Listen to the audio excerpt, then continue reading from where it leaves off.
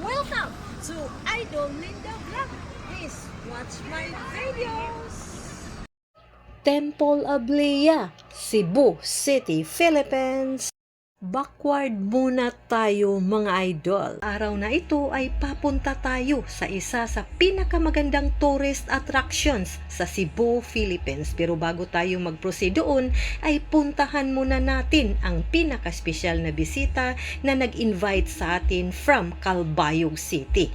Andito sila sa isa sa mga sikat na kondo sa Cebu, ang 101 Horizon, located at General Maximum Avenue, Cebu. Maraming salamat sa invite, Idol Tita Merly Pedraduha, at syempre sa kanyang kabiyak na si Idol Sir Tito Dune Pedraduha, at sa kanilang anak na sina Darren Mili, at sa kanilang mga relatives na kasama natin. At syempre, shout out kay Boss Rick's Vlogs. Maraming salamat sa iyo. At ito na, nakarating na tayo sa Temple of Leia. Ang wristband na yan ay nagpapahiwatig na tapos na tayong nakabayad sa entrance fee. Maraming salamat sa palebre, Idol Darrell Pedraduha. At ito na ang harap sa Temple of Leia. 22 kilometers and 1 hour more or less ang biyahe from Cebu City, mga idol.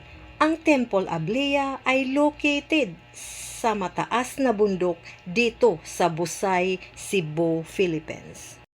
Ang Temple of Leia ay kinoconstruct noong year 2012 at na-open sa public ay 2 years ago, mga idol.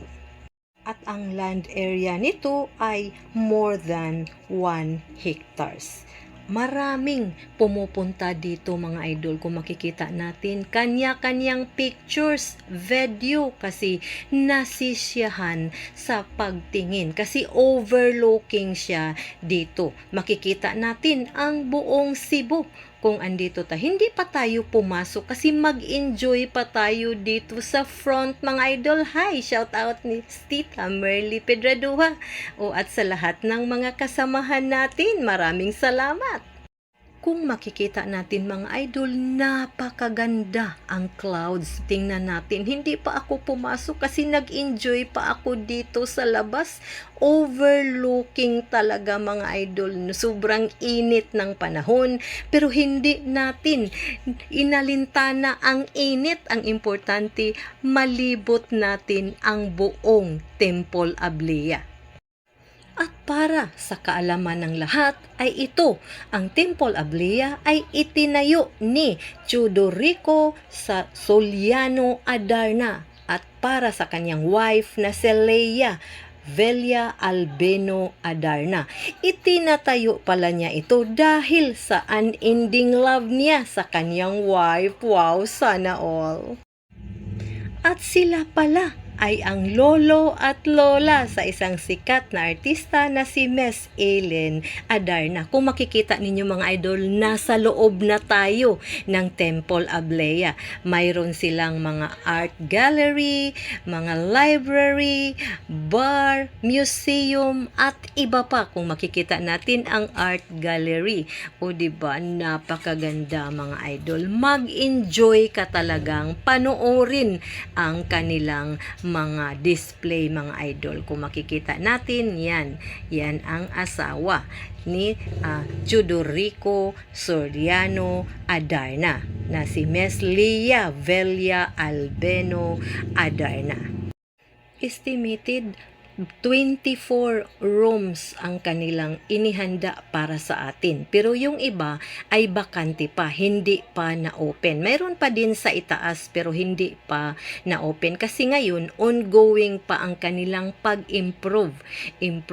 Sa likod mayroon pang mga construction, o kung makikita natin horse, o di ba? Maswerte din yan, sabi nila, na dapat mayroon yan sa mga bahay-bahay, o ganyan. O kung makikita natin, kanya-kanyang pictures at videos ang mga nagpupunta dito mga idol. Hindi ka talaga magsawa na libutin ang buong Temple of Leia. Oo, napakaganda. Maraming dumalo or pumunta dito para lang mag-enjoy. At ito ang kanilang parking sa ibaba. Diyan ang kanilang parking. Doon sa kabila ay doon ang four wheels. Dito ang mga motor. Kung makikita ninyo ay napakaganda rin. Mayroon ding mga display dito sa parking area sa mga motor. Kung makikita ninyo sa likuran ko ay mayroong kabayo. Ito ang sasakyan natin papunta sa ibang tourist attractions. Ito ang sasakyan natin sa susunod nating tourist destinations sa Little Kyoto, Cebu, Philippines. Mga idol, napakaganda din doon. Thank you for watching. Please follow, like, and share.